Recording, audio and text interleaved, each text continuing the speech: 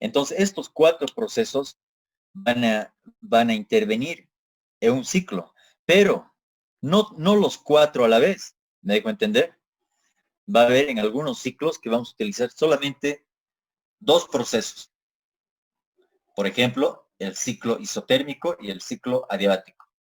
En otros ciclos, como ser el ciclo Otto, el ciclo de funcionamiento de un motor a gasolina, solamente vamos a utilizar dos procesos, el proceso isocórico y el proceso adiabático.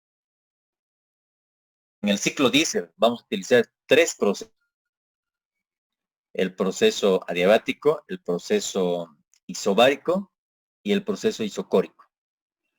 ¿Sí? Pero todos estos procesos, una determinada cantidad de calor y va a salir también una determinada cantidad de trabajo. ¿Se entiende?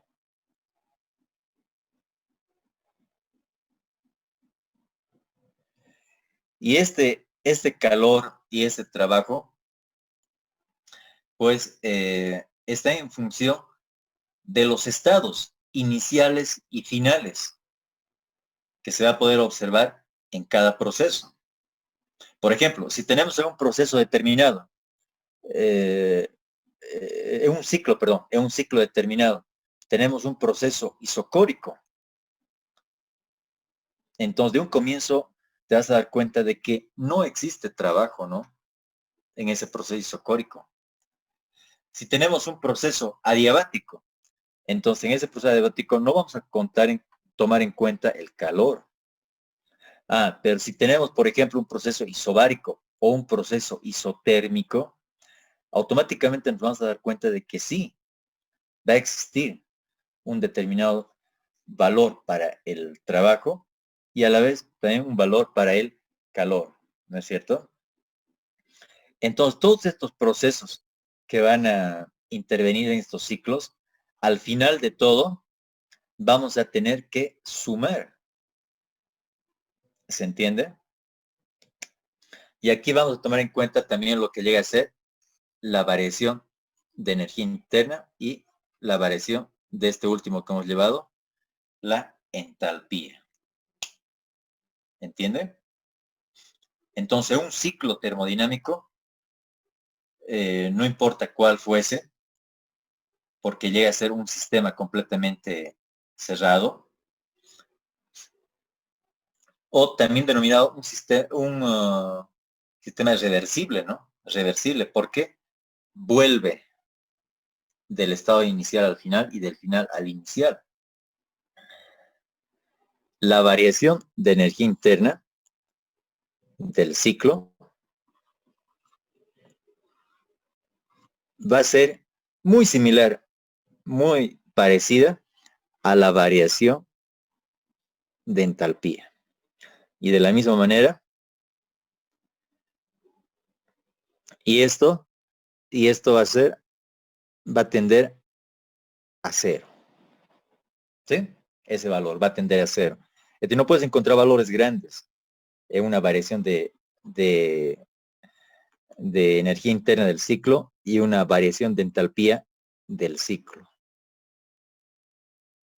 De la misma manera, entonces,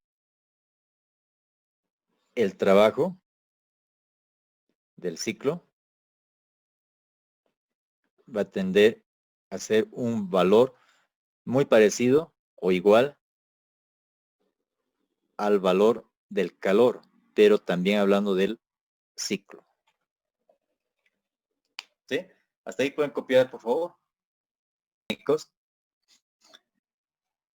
Sí o sí se llegan a comprender con mucho más detalle aplicando para ciclos específicos. ¿Me entienden? Pero teniendo como conocimiento básico esto lo que les acabo de decir, ¿no? Que puede ingresar calor al sistema y de esto va a producir un trabajo. O puede ser a la inversa, ¿no? O puede ser a la inversa. Va a ingresar trabajo para producir calor, ¿sí?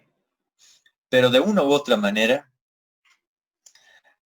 para estos termodinámicos se utiliza sí o sí lo que llega a ser la primera ley de la termodinámica.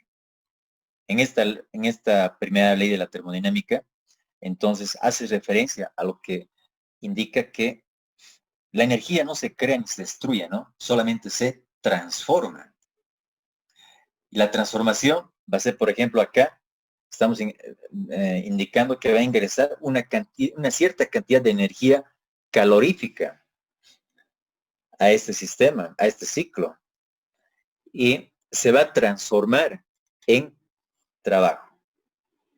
Que van a existir algunas pérdidas, obviamente, ¿no? No va a ser un, un ciclo totalmente eficiente, ¿no?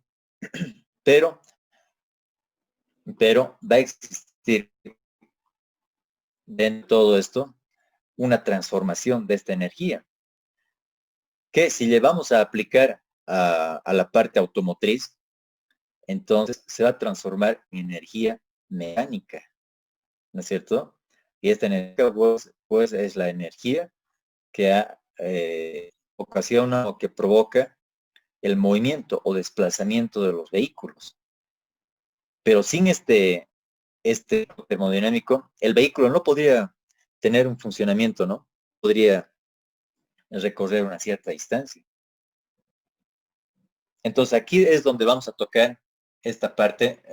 Yo creo que el lunes vamos a tocar cómo llega a ser su funcionamiento, pero ya en todos los conocimientos de mecánica que han adquirido de primer y segundo semestre, ahora van a ver, pero desde un punto de vista térmico.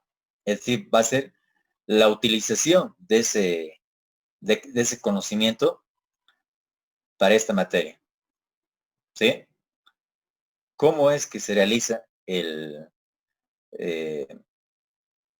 ese movimiento mecánico que han visto en la cámara de combustión a causa del pistón y la biela, la bujía y las válvulas de admisión y de escape?